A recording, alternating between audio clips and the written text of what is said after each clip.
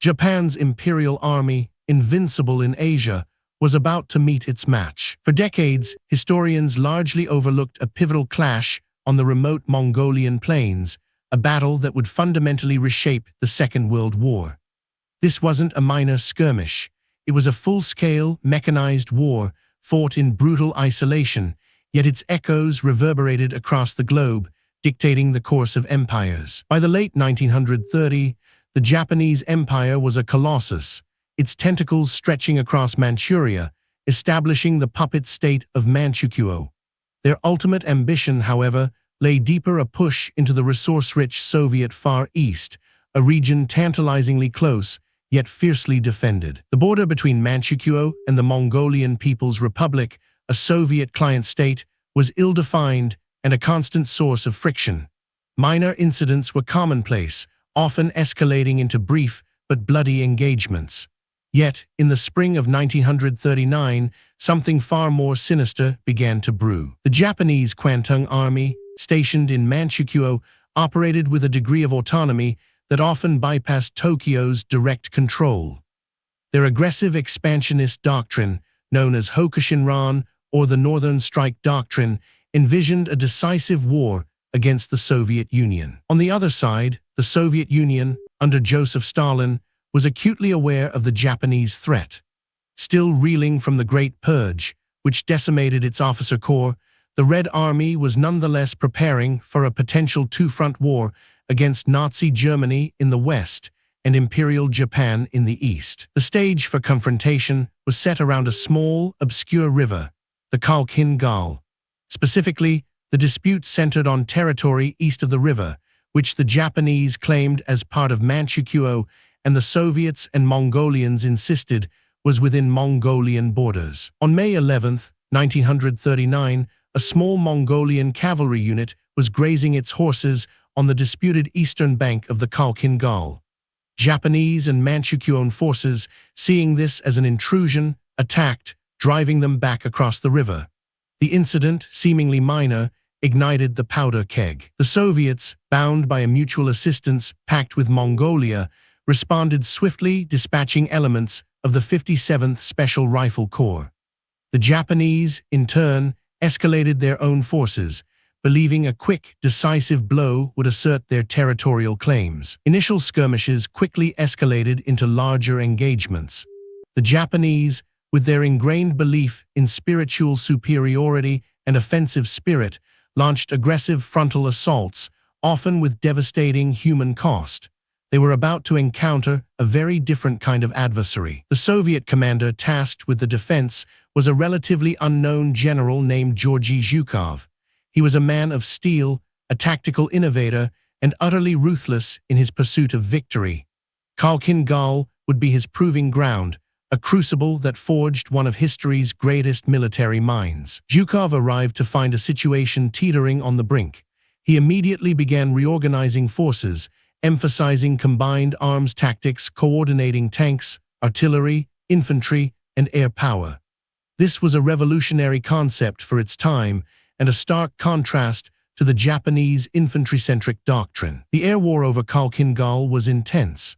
Japanese Ki-27 fighters, highly maneuverable but lightly armed, clashed repeatedly with Soviet I-16 and I-153 biplanes.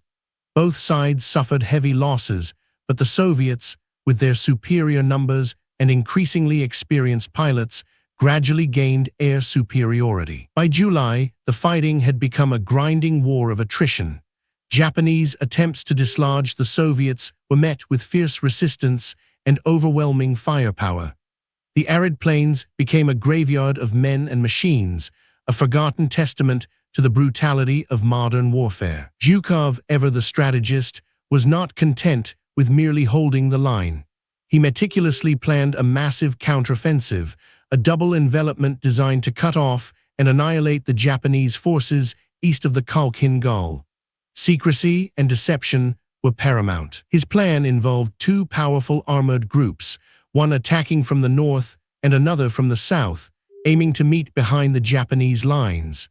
This required an unprecedented logistical effort, moving thousands of men, tanks, and artillery pieces over vast distances without detection. On August 20th, 1939, Zhukov unleashed his hammer blow. Under the cover of a massive artillery barrage, Soviet tanks and motorized infantry surged forward. The Japanese, caught completely by surprise, found themselves encircled and outmatched. The fighting was savage.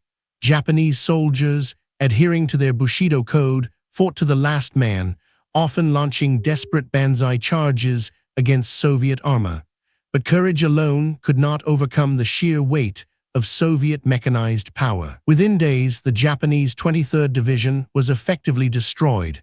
Estimates of Japanese casualties vary wildly, but they were catastrophic, likely tens of thousands killed, wounded, or captured.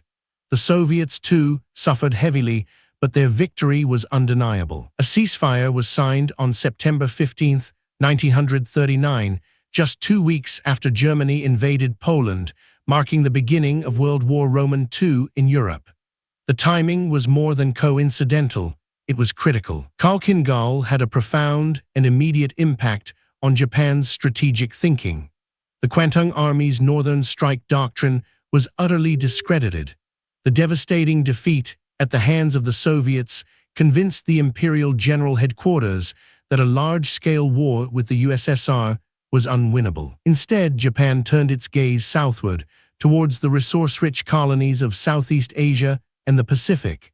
This strategic shift, known as Nanshinran or the Southern Strike Doctrine, put Japan on an inevitable collision course with the Western powers, particularly the United States. Imagine, for a moment, if Japan had pursued its northern ambitions.